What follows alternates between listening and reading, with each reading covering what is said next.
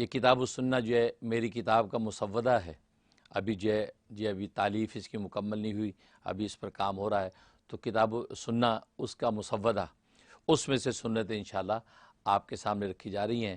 اور جیسے میں نے عرض کیا تھا، سب سے پہلے لباس کی سنت ہے، کیونکہ لباس ایک ایسی چیز ہے کہ جو انسان کی شخصیت کا تعارف اور اس کا نکھار دکھاتا ہے، کہ اس میں شخصیت نکھرتی ہے۔ اور رسول اللہ صلی اللہ علیہ وسلم کی لباس کی سنتیں سب سے پہلے آپ کے سامنے رکھ رہا ہوں، تاکہ پتہ چلے نہ صرف مسلمانوں کو بلکہ انسانیت کو پتہ چلے کہ رسول اللہ صلی اللہ علیہ وسلم جو شاہد و جہاں ہیں، ان کی لباس کی خوبصورتی، ان کی خوش لباسی، ان کا ذوق سلیم کتنا نفیس اور عمدہ ہے۔ لہٰذا اس لیے جو لباس کی سنتوں سے آغاز کر رہے ہیں، کیونکہ باقی سنتیں، کھانے کی سنتیں انسان کی ذاتی ہیں، سونا انسان کی ذاتی، بہت سی انسان کی سنتیں انسان کے اپنے پردے میں، لیکن لباس تو ظاہر ہے کہ جب انسان کے سامنے آتا ہے تو لباس سے ہی، اور آج کی خاص طور پہ مغربی دنیا، آج کی ماڈرن دنیا، ویسٹرن ورلڈ تو لباس سے ہی کسی شخصیت کو جو ہے پہچاننے کی کوشش کرتی ہے۔ تو پتہ چلے کہ رسول اللہ صلی اللہ علیہ وسلم کی شخصیت، ان کی لباس کا جو ذوق ہے، ان کی خوش لباسی، آج کی جو ہے رنگا رنگ جو ہے ورائٹی کے اندر بھی ان کی لباس کی شخصیت اس قدر جو ہے وہ نمایاں ہوتی ہے کہ اس کی کوئی نظیر نہیں ہے۔ سادگی اور خوبصورتی، یہ دونوں چیزیں جو ہے آپ کے لباس میں شامل ہیں، اس لیے لباس کی سنتیں آپ سے جو ہے وہ کی خدمت میں پیش کی جا رہی ہیں۔ لباس کے بارے میں نبی اکرم صلی اللہ علیہ وسلم کا اسوہ حسنہ، لباس حق تعالی شانو کی ایک بیش بہا نعمت ہے جو ستر پوشی اور اظہار زینت کے لیے ضروری ہے۔ ایک تو ستر پوشی ہوتی ہے انسان کا ستر، اور مرد کا ستر ناف سے لے کے گھٹنوں تک، اور عورت کا ستر سر سے لے کے پاؤں تک، پورا بدن ستر۔ تو ستر پوشی کے لیے آتا ہو اظہار زینت، لباس پہن کے انسان جو ہے خوبصورت اور زیب و زینت اس پر جو ہے وہ نظر آتی ہے۔ ضرورت پوری کرنے کے لیے اتنا لباس ہی کافی ہے جو دار آخرت کی طرف کوچ کرتے وقت پہنا جاتا ہے۔ ظاہر ہے کہ ایک لنگی باندھ لی، اوپر جو ہے ایک احرام کی طرح کپڑا باندھ لیا، تو بس یہ دو کفنیاں کافی ہیں، کیونکہ انسان کو دنیا کے سے آخرت کی طرف جاتا ہے تو یہ دو ہی چیزیں اصل ہیں۔ نمود و نمائش اور کبر و فخر کے لیے لباس ہرگز نہ پہنے۔ لباس جو ہے نمود و نمائش کے لیے، ریا کے لیے، لوگوں کو دکھانے پر حاوی ہونے کے لیے اس نیت سے لباس کبھی نہ پہنے۔ اس لیے حدیث میں آتا ہے جو دنیا میں اس نیت سے لباس پہنتا ہے کہ دوسروں پر چھا جاؤں، دوسروں پر جو بڑائی ہو جائے لباس پہن کے، تو فرمایا کہ ایسے شخص کو کل روز قیامت میں اللہ ذلت کا لباس پہناتے ہیں۔ یہ نیت نہ کریں، آپ نبی کریم صلی اللہ علیہ وسلم کی سنت سمجھ کے جو ہے وہ آپ اس لباس کو پہنیں، اپنی جو ہے ذاتی تسکین کے لیے اور راحت کے لیے، اور نبی پاک صلی اللہ علیہ وسلم کی سنت سمجھ کے پہنیں گے تو لباس پہننا آپ کے لیے محبوب ہو جائے گا۔ اس لیے فرمایا تو نمود و نمائش و کبر و فخر کے لیے لباس ہرگز نہ پہنے، بلکہ اپنی حیثیت کے مطابق صاف ستھرا اور پاک و پاکیزہ لباس اپنی آسائش کے لیے پہنے۔ آپ کو جیسے آسائش ہوتی ہے ویسے لباس پہنے، اس لیے سے اس حوالے سے بہترین اسوہ حسنہ رسول اکرم صلی اللہ علیہ وسلم کا ہے۔ لقد کان لکم فی رسول اللہ اسوۃ حسنہ، کہ رسول اللہ صلی اللہ علیہ وسلم کی زندگی میں تمہارے لیے بہترین نمونہ ہے۔ اگر کسی کو ماڈل بنانا ہے، رول ماڈل بنانا ہے، تو رسول اللہ صلی اللہ علیہ وسلم سے بہتر اور کوئی رول ماڈل نہیں ہے۔ آپ ان کی شخصیت کو اپنا رول ماڈل بنائیں۔ اچھا، اس حوالے سے بہترین اسوہ حسنہ رسول اکرم صلی اللہ علیہ وسلم کا ہے، اس کو اپنا کر نہ صرف دارین کی سعادت حاصل کرے بلکہ اللہ کا محبوب بن کر مغفرت کی بشارت پائے۔ جب رسول اللہ صلی اللہ علیہ وسلم کی سنتوں کی اتباع کرو گے تو اللہ تبارک و تعالیٰ آپ کو اپنا محبوب بنا لیں گے۔ جب محبوب بنائیں گے تو سب سے پہلے آپ کے گناہوں کو معاف کریں گے۔ اس لیے قرآن کریم میں اللہ تبارک و تعالیٰ اعلان کر دیا، قل، اے پیغمبر آپ ان سے کہہ دیجئے، ان کنتم تحبون اللہ، اگر تم اللہ سے محبت کرتے ہو، اللہ سے محبت کے دعوے دار ہو، تو فاتبعونی، تو میری اتباع کرو، میری سنتوں کے مطابق زندگی گزارو، میری اداؤں پہ مر مٹو۔ میں کھاتا کیسے ہوں، پیتا کیسے ہوں، اٹھتا کیسے ہوں، بیٹھتا کیسے ہوں، لباس کیسی ہے، تراش خراش کیسی ہے، کہ زندگی کا طرز عمل کیسا ہے، گفتار و رفتار کیا ہے، ایک ایک میری سنت جو اس کو تم اپناؤ۔ جب سنتوں کو اپناؤ گے، فاتبعونی، جب میری سنتوں کو اپناؤ گے تو یحببکم اللہ، اللہ تم سے محبت کرے گا، اللہ تم سے محبت کرے گا۔ ظاہر ہے کہ تم اللہ کے محبوب بن جاؤ گے، کیونکہ اللہ کے محبوب کی اداؤں کو اپنی زندگی میں سجانے سے ہم اللہ کے محبوب بن جاتے ہیں، اور جب محبوب بن جائیں گے تو یغفر لکم اللہ یغفر لکم ذنوبکم، اللہ تبارک و تعالیٰ گناہوں کو معاف کر دیں گے تمہارے گناہوں کو معاف کر دیں گے۔ دیکھو مغفرت ملی اور محبوبیت بھی ملی۔ چنانچہ لباس کی چند سنتیں پیش کی جاتی ہیں جن کو ہر مومن مسلمان حرز جان بنائے۔ سنت نمبر 1، کرتا پہننا سنت ہے، کرتا پہننا سنت ہے۔ حضرت ام سلمہ رضی اللہ تعالیٰ عنہ فرماتی ہیں کہ نبی اکرم صلی اللہ علیہ وسلم کو تمام لباس میں سب سے زیادہ کرتا پسند تھا، آپ کو کرتا سب سے زیادہ پسند تھا۔ ریفرنس کیا ہے؟ شمائل ترمذی صفحہ 5 بحوالہ شمائل کبریٰ صفحہ 156 جلد 1۔ تو گویا کہ شمائل ترمذی کے اندر جو یہ حدیث ہے کہ آپ کو کرتا سب سے زیادہ پسند تھا، لہذا کرتا پہننا سنت۔ سنت نمبر 2، سوتی کرتا پہننا سنت ہے۔ کرتا سنت پھر سوتی کرتا پہننا سنت ہے۔ حضرت عبداللہ ابن عمر رضی اللہ تعالیٰ عنہما سے مروی ہے کہ بیت رضوان کے موقع پر آپ صلی اللہ علیہ وسلم نے سوتی کرتا پہنا ہوا تھا۔ تو گویا کہ یہ حوالہ ہے، اور یہ کس کتاب کا حوالہ؟ کہ ابو نعیم سیرت خیر العباد صفحہ 464 جلد 7 بحوالہ شمائل کبریٰ صفحہ 156 جلد 1۔ تو گویا کہ احادیث کے اندر یہ آیا کہ ابن عمر رضی اللہ تعالیٰ عنہ روایت کر رہے ہیں کہ بیت رضوان کے موقع پر آپ نے سوتی کرتا پہنا ہوا تھا، لہذا سوتی کرتا پہننا جو ہے یہ کیا ہوا؟ سنت ہو گیا۔ سنت نمبر 3، کرتا ٹخنوں سے اوپر نصف پنڈلی تک ہونا سنت ہے، نصف پنڈلی تک۔ تو کیا کرتا ٹخنوں سے اوپر نصف پنڈلی تک ہونا سنت ہے۔ حضرت سلمہ بن اکوع رضی اللہ تعالیٰ عنہ فرماتے ہیں کہ حضرت عثمان غنی رضی اللہ تعالیٰ عنہ لنگی جو ہے نصف پنڈلی تک پہنا کرتے تھے، آپ لنگی نصف پنڈلی تک پہنا کرتے تھے، اور فرماتے تھے کہ یہی حیت میرے آقا حضور صلی اللہ علیہ وسلم کی لنگی کی تھی۔ تو گویا کہ حضرت عثمان غنی رضی اللہ تعالیٰ عنہ پہنتے تھے نصف ساق آدھی پنڈلی تک کرتا پہنتے تھے، فرماتے ہیں کہ میرے محبوب یعنی میرے آقا صلی اللہ علیہ وسلم کی یہی جو ہے وہ حیت تھی۔ تو گویا کہ یہ سنت، اور حوالہ جو ہے شمائل ترمذی صفحہ نمبر 9۔ نوٹ: جس طرح پاجامہ، لنگی، تہمد کے ٹخنوں سے نیچے ہونے کی ممانعت ہے کہ پاجامہ جو ٹخنے سے نیچے نہ ہو، لنگی نیچے نہ ہو، تہمد جو ہے یعنی تہمد جو ہے وہ ٹخنوں سے نیچے نہ ہو، شلوار وغیرہ نیچے نہ ہو، تو اس کی ممانعت ہے۔ اسی طرح کرتے کے ٹخنے سے نیچے ہونے کی بھی ممانعت ہے۔ تو جیسے ان پاجامہ اور شلوار اور یہ لنگی یہ ٹخنے سے نیچے ہونا ممنوع، ایسے اوپر سے آپ نے جو کرتا پہنا وہ بھی اتنا لمبا نہیں ہونا چاہیے کہ ٹخنوں سے نیچے تک جائے۔ چنانچہ حضرت عبداللہ ابن عمر رضی اللہ تعالیٰ عنہما فرماتے ہیں کہ جو آپ صلی اللہ علیہ وسلم نے تہمد کے بارے میں فرمایا ہے، وہی قمیص یعنی کرتے کے بارے میں بھی ہے۔ تہمد کے بارے میں آپ نے فرمایا نا کہ جو تہمد کا حصہ ٹخنے سے نیچے جائے گا وہ جہنم کی آگ میں جلے گا۔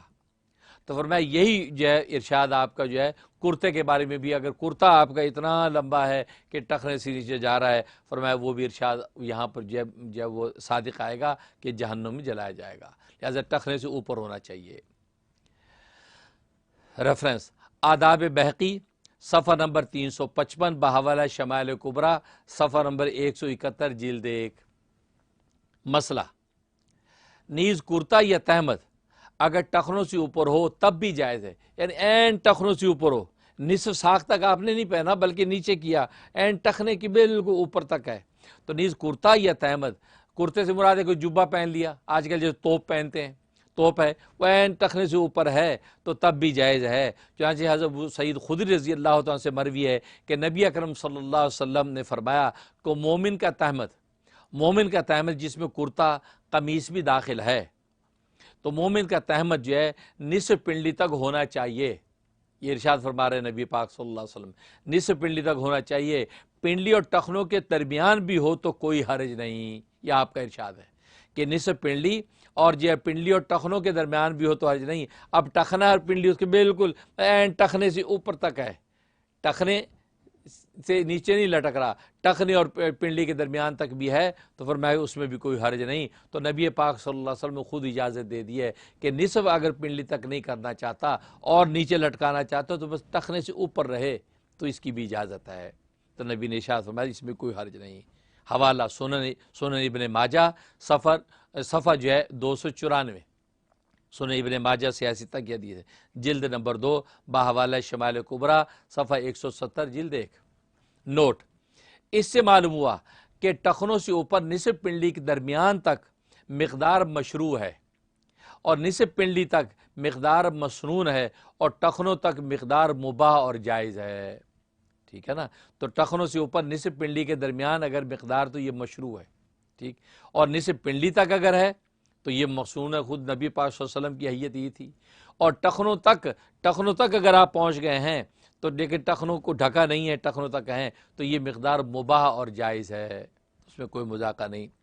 حوالہ زرقانی علی المواہب صفحہ نمبر 9 جلد 5 باحوالہ شمال کبریٰ صفحہ 170 جلد 1۔ سنت نمبر 5، کرتے کی آستین کا گٹوں تک ہونا سنت ہے۔ یہ گٹے، یہ جو ہڈی ہے یہ گٹے، جیسے پاؤں کی ہڈی ہوتی ہے ٹخنا کہلاتا ہے، ہاتھ کی یہ ہڈی یہ گٹا کہلاتا ہے، تو گٹے تک جو ہے وہ ہونا سنت ہے۔ اب کرتا آپ کے گٹوں تک ہونا سنت ہے۔ البتہ انگلیوں تک بڑا ہونا بھی ثابت ہے۔ اگر اتنا لمبا ہے کہ انگلیوں تک بڑا ہوا ہے، یہ انگلیوں تک بڑا ہوا، انگلی یہاں تک ہے بڑا ہوا ہے تو اس میں یہ بڑا ثابت ہے، مگر انگلیوں سے آگے تک نہ بڑھانا سنت ہے۔ اب اتنا نہ ہو تو انگلیاں ڈھک جائیں، تو انگلیوں تک اگر ہے تو کوئی حرج نہیں۔ جیسے یہاں امریکہ وغیرہ کے اندر سردی کی وجہ سے ایسی جیکٹ ہوتی یا انگلیوں تک یہ لوگ یوں چل رہے ہوتے ہیں تاکہ وہ دستانے پہننے کی ضرورت پیش نہ اور سردی نہ لگے، ضرورت نہیں تو اس کو آگے کر لیتے ہیں ہاتھ ننگے۔ تو گویا کہ انگلیوں تک بڑا ہونا ثابت ہے، لیکن انگلیوں سے بھی آگے بڑھانا جو ہے یہ جو ہے وہ صحیح نہیں ہے، وہ سنت نہیں ہے۔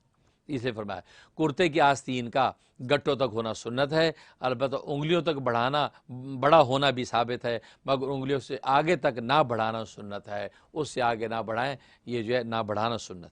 حضرت اسماء رضی اللہ تعالیٰ عنہ، حضرت ام سلمہ رضی اللہ تعالیٰ عنہ اور دیگر بعض صحابہ اکرام رضوان اللہ علیہم اجمعین سے مروی ہے کہ نبی اکرم صلی اللہ علیہ وسلم کی کرتے کی آستین ہاتھ کے گٹوں تک ہوتی تھی۔ تو یہ حدیث کا حوالہ آ گیا، تو یہ آپ کی گٹوں تو یہ گٹے ہیں تو گٹوں تک یہ آپ کی آستین ہوتی تھی۔ حوالہ ابو داؤد شریف، ترمذی شریف، سیرت الشامیہ صفحہ 463 جلد 7، اور اسے مسند بزار صفحہ 124 بحوالہ شمال کبریٰ صفحہ 157 جلد 1۔ سنت نمبر 5، سفر میں تنگ آستین والی قمیص یا جبہ پہننا سنت ہے۔ سفر میں تنگ آستین والی قمیص یا جبہ پہننا سنت ہے۔ ایک کھلی آستین، جیسے یہ میرے کوٹ کی کھلی آستین، ایک ہوتی ہے اندر جو آستین جس میں بٹن لگا کے آپ نے کف والی قمیض کہتے کف بنا دی، تو فرمایا یہ کف والی قمیض جس میں بٹن لگا کے آپ نے اس کو تنگ کر لیا، فرمایا کہ نبی پاک صلی اللہ علیہ وسلم کی سنت ہے کہ سفر کے اندر تنگ آستین والا آپ جبہ پہنا کرتے تھے، وہ کھلا ہوا نہیں، بالکل یہ بٹن لگ کے جیسے ہم جو وہ کف بنا لیتے ہیں وہ فرما رہے۔ تو سفر میں تنگ آستین والی قمیص یا جبہ پہننا سنت ہے۔ حضرت مغیرہ بن شعبہ رضی اللہ تعالیٰ عنہ سے مروی ہے کہ نبی اکرم صلی اللہ علیہ وسلم سفر کی حالت میں تنگ آستین والا جبہ پہنے ہوئے تھے، سفر میں تھے اور تنگ آستین والا جبہ پہنے ہوئے تھے۔ وضو کیا تو آپ صلی اللہ علیہ وسلم نے جبے کے نیچے سے ہاتھ نکال کر دھویا، یعنی وہ اوپر نہیں ہو رہی بلکہ آپ نے اندر سے ہاتھ نکال کے نیچے سے ہاتھ نکال کر دھویا اور سر و موزے کا مسح کیا۔ دیکھو نبی پاک صلی اللہ علیہ وسلم نے یہ قمیض پہنی ہوئی ایسا جبہ جس کی آستین تنگ ہے، اتنی تنگ ہے کہ اوپر نہیں ہو رہی، لیکن آپ اندر سے ہاتھ نکال کے جو ہے وہ دھو رہے ہیں۔ جو صحابی یہ ساری کیفیت نقل کر رہا ہے، تو یہ دیکھو، تو وضو کیا تو آپ نے جبے کے نیچے سے ہاتھ نکال کر دھویا اور سر اور موزے پر مسح کیا۔ حوالہ کیا ہے؟ صحیح بخاری شریف صفحہ 863 جلد نمبر 2۔ نوٹ، اس سے پتہ چلتا ہے کہ آپ صلی اللہ علیہ وسلم سفر میں چھوٹا تنگ آستین والا جبہ پہنتے تھے، یا سفر کے اندر چھوٹا تنگ آستین والا جبہ آپ پہن رہے ہیں، اس کا مطلب سفر کے اندر جو ہے ایک ایسا لباس ہو بالکل آپ کے بدن کو اچھی طرح جکڑ کے چلے، تو یہ سفر میں اچھا ہے۔ بجائے اس کی اتنا کھلا ہو کہ سفر کے اندر آپ کو دشواری پیش آئے۔ تو نبی پاک صلی اللہ علیہ وسلم نے یہ بھی سلیقہ ہمیں سکھا دیا کہ سفر میں آپ جو ہے وہ چھوٹا تنگ آستین والا جبہ پہن کے چل رہے ہیں، لہٰذا اگر ایسا لباس پہنا تو یہ عین سنت سفر میں۔ حوالہ زاد المعاد صفحہ 51 جلد 1، فتح الباری صفحہ 268 جلد 10 بحوالہ شمائل کبریٰ۔ چنانچہ مدارج النبوہ میں ہے کہ سفر میں نبی اکرم صلی اللہ علیہ وسلم تنگ لباس پہنتے تھے، لہذا اگر جو ہے کوئی شلوار کرتا کے بجائے شلوار قمیص پہنے، ایسی قمیص جو قمیص آپ کو پتہ کرتے کی نسبت تنگ ہوتی ہے، وہ کفوں والی ہوتی ہے، ایسی قمیص پہن کے آپ نے پہنا اور نیچے جو پاجامہ پہن لیا تو گویا کہ ایسا بالکل تنگ لباس آپ پہن کے چل رہے ہیں۔ تو فرمایا کہ نبی پاک صلی اللہ علیہ وسلم جو سفر میں جو وہ تنگ لباس پہنتے تھے۔ سنت نمبر 6، کھلا اور فراخ کرتا پہننا سنت ہے۔ کرتا ذرا کھلا فراخ ہونا چاہیے، وہ پہننا سنت ہے۔ حضرت معاویہ بن مرہ رضی اللہ تعالیٰ عنہ کہتے ہیں کہ مجھ سے میرے والد نے بیان کیا کہ میں قبیلہ مزینہ کے ساتھ آیا اور ہم نے بیعت کی، اور آپ صلی اللہ علیہ وسلم کی قمیض کا تکمہ یعنی بٹن، آپ کی قمیض کا تکمہ یہ بٹن کھلا ہوا تھا۔ امام بغوی کی روایت میں ہے کہ میں نے بیعت کی اور اپنے ہاتھ کو آپ صلی اللہ علیہ وسلم کی قمیص میں گریبان میں ڈالا اور مہر نبوت کو ہاتھ لگایا۔ تو گویا کہ آپ کا کرتا اس قدر فراخ تھا کہ ہاتھ مہر نبوت تک پہنچ گیا، یعنی یہ کھلا ہوا، انہیں ہاتھ ڈال کے پیچھے تک ہاتھ چلا گیا، اس کا مطلب کھلا ہے تبھی سامنے سے پیچھے تک ہاتھ چلا گیا اور مہر نبوت کو ہاتھ لگایا۔ اس کا مطلب یہ ہے کہ کرتا جو اتنا کھلا ہونا چاہیے۔ حوالہ سنن ابی داؤد، سنن ابن ماجہ صفحہ 295 جلد 2 باحوالہ شمائل کبریٰ صفحہ 158 جلد 1۔ سنت نمبر 7، کرتا یا قمیص وغیرہ کا گریبان سامنے سینے پر ہونا سنت ہے۔ کرتا یا قمیص وغیرہ کے گریبان سامنے سینے پر ہونا سنت ہے۔ امام بخاری رحمہ اللہ تعالیٰ نے صحیح بخاری میں قمیص کا گریبان سینے پر یہ باب باندھا ہے، قمیص کا گریبان سینے پر یہ جو ہے باب قائم کیا ہے، جس کا مقصد یہ ہے کہ گریبان سینے کی طرف ہونا سنت ہے، کیونکہ نبی اکرم صلی اللہ علیہ وسلم کے قمیص مبارک کا گریبان سینے کے مقام پر تھا، اور یہی قمیص کی سنت ہے۔ کرتے کی بھی یہ سنت ہے، اور قمیص جو تنگ آستینوں والی بناتے ہیں قمیص کی بھی یہ سنت ہے۔ نیز علامہ عبدالحی لکھنوی رحمہ اللہ تعالی لکھتے ہیں کہ نبی اکرم صلی اللہ علیہ وسلم کا گریبان بیچ میں ہوتا تھا، دائیں یا بائیں جانب نہیں ہوتا تھا۔ یہ کتنی اہم بات کر رہے ہیں حضرت لکھنوی، اور آپ جانتے ہیں کہ بہت سے لوگ جو ہے وہ اس طرف جو گریبان بناتے ہیں وہ کہتے ہیں یہ سنت ہے، کوئی ادھر بناتا ہے کہتے ہیں یہ سنت ہے۔ یہ سنت سینے پر یہ ہے، اور امام بخاری نے تو باب باندھا ہے، لہٰذا اس سائڈ کے اوپر جو ہے گریبان بنا کے کہنا یہ سنت ہے، یہ سنت نہیں، سنت یہ جو بتا دیا، اور یہ امام بخاری نے باقاعدہ باب باندھا قمیص کا گریبان سینے پر ہونا، باب قائم کیا ہے، گویا کہ رد کیا ان لوگوں کا جو دائیں بائیں کو یہ سنت کہتے ہیں۔ تو فرمایا حوالہ عمدۃ القاری شرح صحیح بخاری صفحہ 303 جلد 21، سے آیا صفحہ 174 بحوالہ شمائل کبریٰ۔ سنت نمبر 8، کرتا یا قمیص دائیں طرف سے پہننا سنت ہے۔ جب کرتا یا قمیص پہننے لگیں تو پہلے دائیں طرف سے، اپنا دائیں بازو ہے دائیں طرف سے پہننا شروع کریں۔ حضرت ابو ہریرہ رضی اللہ تعالیٰ سے مروی ہے کہ نبی اکرم صلی اللہ علیہ وسلم جب کرتا زیب تن فرماتے تو دائیں طرف کو پہلے پہنتے، کرتا جب پہنتے تو دائیں طرف کو پہلے پہنتے۔ حوالہ سنن ترمذی، سنن نسائی، مشکات صفحہ 374 بحوالہ شمائل کبریٰ صفحہ 159 جلد 1۔ مسئلہ، ہر لباس کے زیب تن کرنے کا مسنون طریقہ یہی ہے، ہر لباس کے زیب تن کرنے کا مسنون طریقہ یہی ہے کہ دائیں جانب سے ابتدا کرے، دائیں جانب سے ابتدا کرے۔ اس کے بعد سنت نمبر 9، سرخ یا سبز دھاری دار کرتا یا چادر اوڑھنا سنت ہے۔ سرخ یا سبز دھاری دار، سرخ دھاریاں ہیں یا سبز دھاریاں ہیں، سرخ یا سبز دھاری دار کرتا یا چادر اوڑھنا سنت ہے۔